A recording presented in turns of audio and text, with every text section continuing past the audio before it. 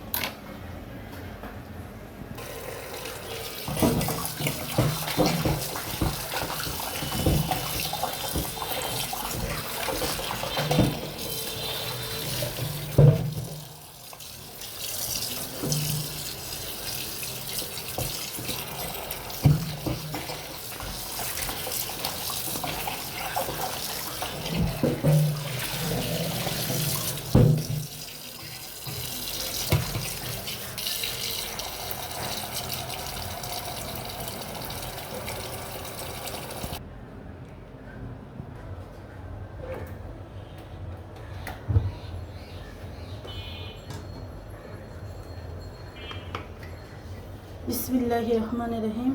আমি সাদা তেল দিয়ে রান্না করব মুরগিটা।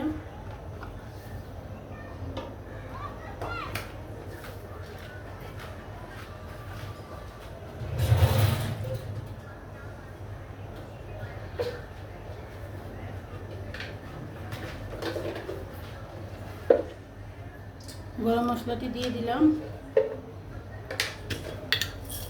একবার দেশি পদ্ধতিতে মুরগিটা রান্না করব আমি।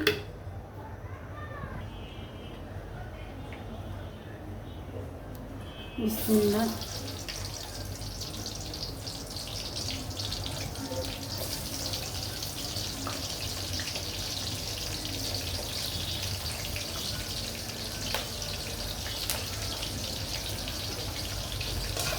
পেঁয়াজটি আমি লাল লাল করে নিব।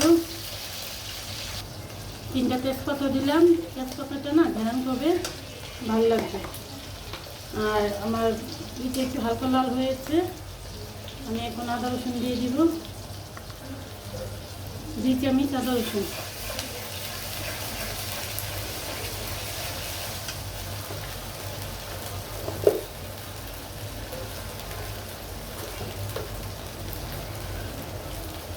আর লবণ দিয়ে দিব পরিমাণ মতন।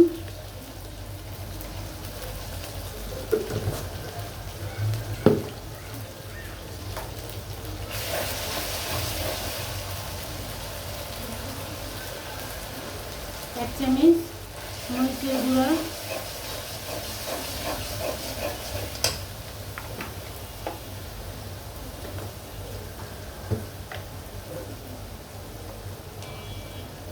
এক চামচের কম হলুদের গুঁড়া। আমি একবার সাধারণ পদ্ধতিতে রান্না করবো, আজকে দেশি পদ্ধতিতে। এর কোনো দিব না, গোলমরিচ কিচ্ছু দিব না, একবার সাধারণ পদ্ধতিতে। আমি মশলাটি কষিয়ে নিই, তারপর আসবো। আর মশলাটা কষানো হয়ে গেল। আর মশলাটা একটু বেশি কষালে না তো খাবারটা একটু ভালো লাগে খেতে। বিসমিল্লাহ। মুরগিটি আমি আগে ধুয়ে ফেলছিলাম।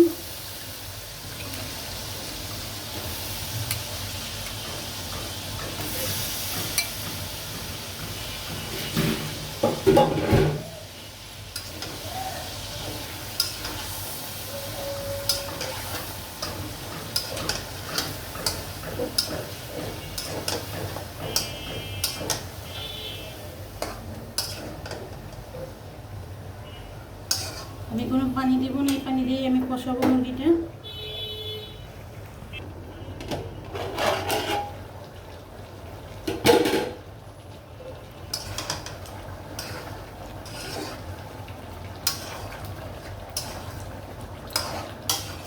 আমি কোনো পানি ব্যবহার করিনি, মুরগিতে পানি যা উঠছে তাই।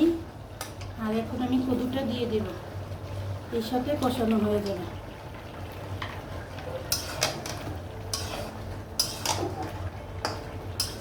একটু সাদা সাদা রাখছি, কদুর তরকারি বেশি মশলা খাই না।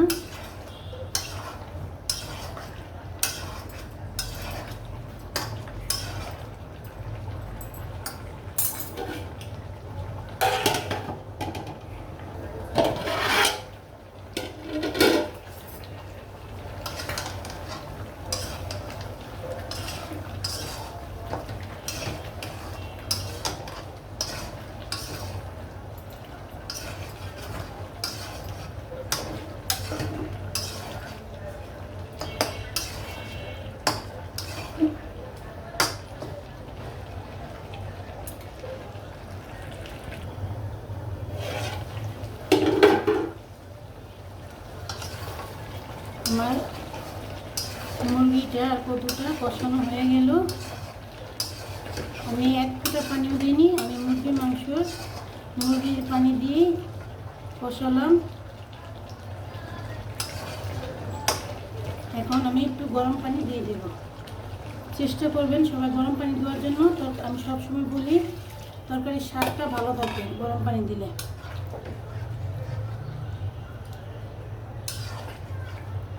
এখানে কালারটাও লালও না সাদাও না, সুন্দর একটা কালার আসছে। কদুর তরকারি হালকা হালকা কালার, বলক আসুক।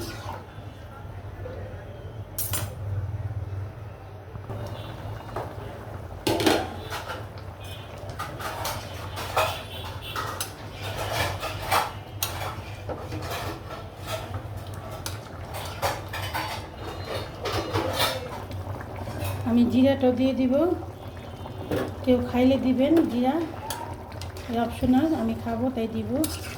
জিরাটা দিলে না ঘ্রাণটা আরও বেশি ভালো হয়। আর কদু তরকারিতে জিরা দিলে না অন্যরকম একটা ঘ্রাণ আসে, খেতে ভালো লাগে।